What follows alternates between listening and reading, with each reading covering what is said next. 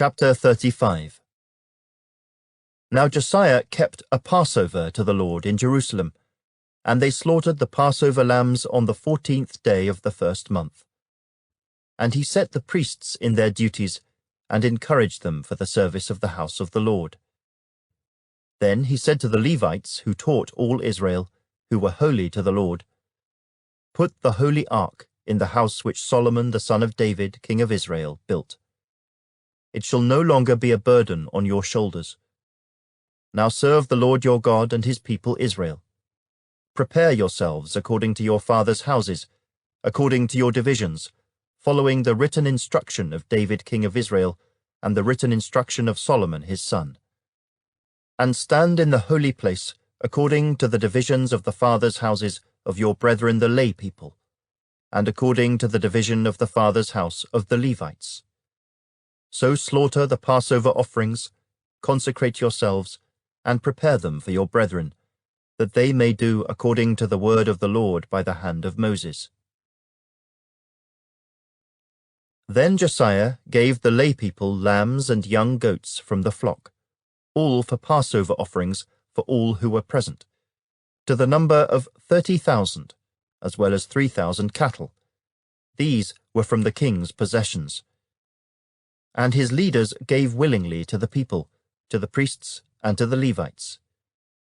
Hilkiah, Zechariah, and Jehiel, rulers of the house of God, gave to the priests for the Passover offerings 2,600 from the flock, and 300 cattle. Also Conaniah, his brothers Shemaiah and Nethanel, and Hashabiah, and Jeiel, and Jozabad, chief of the Levites, gave to the Levites for Passover offerings 5,000 from the flock, and 500 cattle.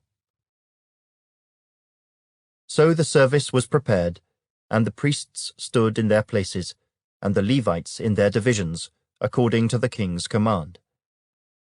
And they slaughtered the Passover offerings, and the priests sprinkled the blood with their hands, while the Levites skinned the animals. Then they removed the burnt offerings, that they might give them to the divisions of the fathers' houses of the lay people, to offer to the Lord, as it is written in the book of Moses. And so they did with the cattle. Also they roasted the Passover offerings with fire, according to the ordinance. But the other holy offerings they boiled in pots, in cauldrons, and in pans, and divided them quickly among all the lay people. Then afterward they prepared portions for themselves and for the priests, because the priests, the sons of Aaron, were busy in offering burnt offerings and fat until night.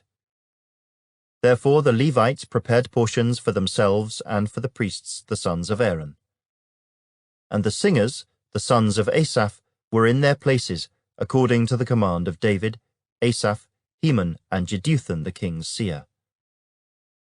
Also the gatekeepers were at each gate. They did not have to leave their position, because their brethren the Levites prepared portions for them.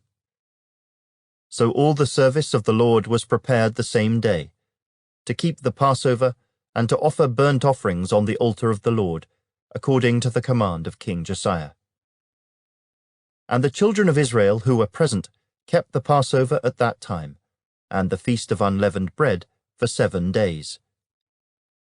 There had been no Passover kept in Israel like that since the days of Samuel the prophet, and none of the kings of Israel had kept such a Passover as Josiah kept, with the priests and the Levites, all Judah and Israel who were present, and the inhabitants of Jerusalem.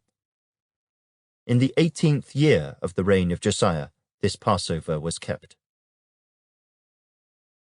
After all this, when Josiah had prepared the temple, Necho king of Egypt came up to fight against Carchemish by the Euphrates.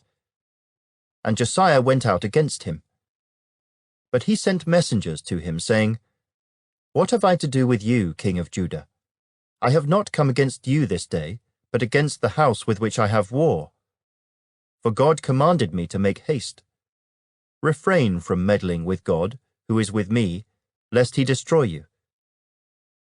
Nevertheless, Josiah would not turn his face from him, but disguised himself, so that he might fight with him, and did not heed the words of Necho from the mouth of God. So he came to fight in the valley of Megiddo. And the archers shot King Josiah. And the king said to his servants, "Take me away, for I am severely wounded." His servants therefore took him out of that chariot, and put him in the second chariot that he had, and they brought him to Jerusalem. So he died, and was buried in one of the tombs of his fathers. And all Judah and Jerusalem mourned for Josiah. Jeremiah also lamented for Josiah. And to this day all the singing men and the singing women speak of Josiah in their lamentations.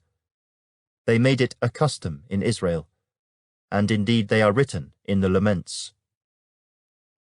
Now the rest of the acts of Josiah and his goodness, according to what was written in the law of the Lord, and his deeds from first to last, indeed they are written in the book of the kings of Israel and Judah.